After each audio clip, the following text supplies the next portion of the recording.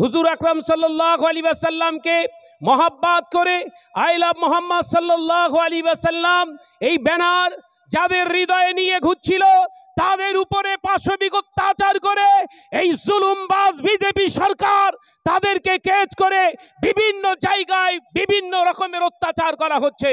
তবে এটা জানিয়ে দিতে চাই, এই মোদী সরকারকে আমরা জানাই, এই সমস্ত অহিতিক কাজ, ইমানের উপরে অত্যাচার তোমার বেশি দিন চলবে না। মুসলমান যদি একবার জাগ্রত হয়ে যায়, কোথায় তুমি চলে যাবে তোমার অস্তিত্ব খুঁজে পাওয়া যাবে না। কথা ঠিক বলেন, ঠিক বলছি না ভুল বলছি জোরে বলেন। এ জাতি হলো সিংহের জাতি, এ জাতি একবার যদি খেপে যায়, গোটা জাতি নিজের অস্তিত্ব টিকে রাখা কঠিন হয়ে যাবে।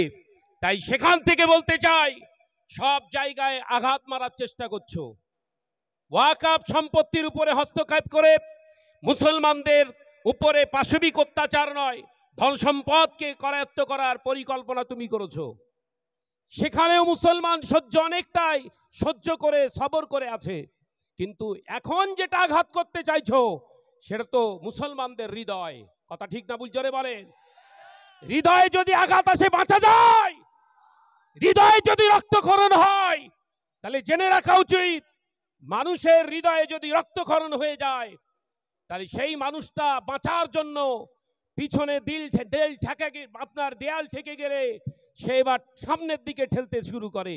আমরাও আজ থেকে এই প্রতিজ্ঞাবদ্ধ হলাম, তুমি একটা ব্যানার ছিঁড়বে, একটা মুসলমানকে তুমি কষ্ট দিতে পারো, কোটি কোটি মুসলমান পৃথিবীর জমিনে, ভারতবর্ষের জমিনে, গোটা ওয়ার্ল্ডের জমিনে নিজের রক্ত দিয়ে রাসূলুল্লাহর আদর্শকে জিন্দা রাখার চেষ্টা করবে। নারায়ে তাকবীর, নারায়ে তাকবীর।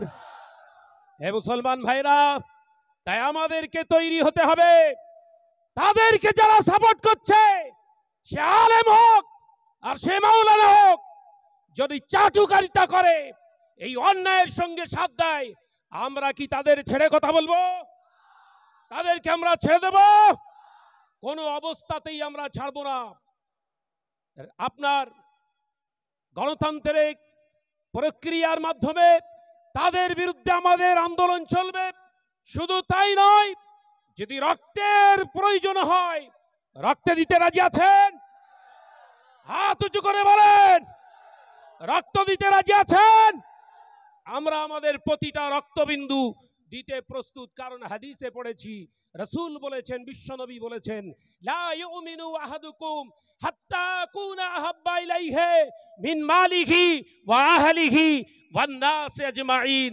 তুমি ততক্ষণ পর্যন্ত মুমিন হতে পারো নাই, তুমি ততক্ষণ পর্যন্ত মুমিন নও যতক্ষণ না নিজের জানের বিনিময়ে, নিজের অর্থের বিনিময়ে, নিজের আওলাদ পারিবারিক সব বজায় রেখে তাদের ঊর্ধ্বে আমি মুহাম্মদ রাসূলুল্লাহকে মহাব্বত না করতে পারো। তাই মুমিনের পরিচয় দিতে গেলে রাসূলুল্লাহর জন্য প্রতি মুহূর্তে আমাদের তৈরি থাকতে হবে। সম্পদের প্রয়োজন হলে সম্পদ, জানের বিনিময় প্রয়োজন হলে জান। কথা ঠিক না ভুল জোরে বলেন।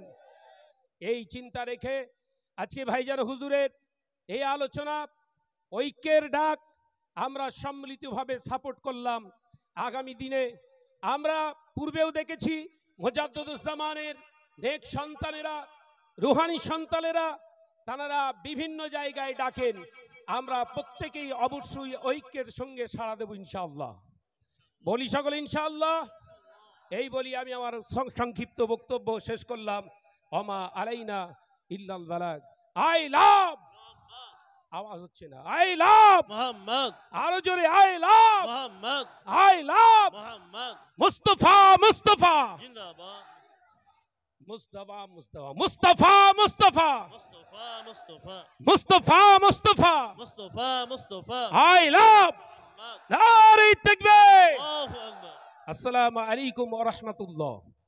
অসংখ্য ধন্যবাদ জনাব মাওলানা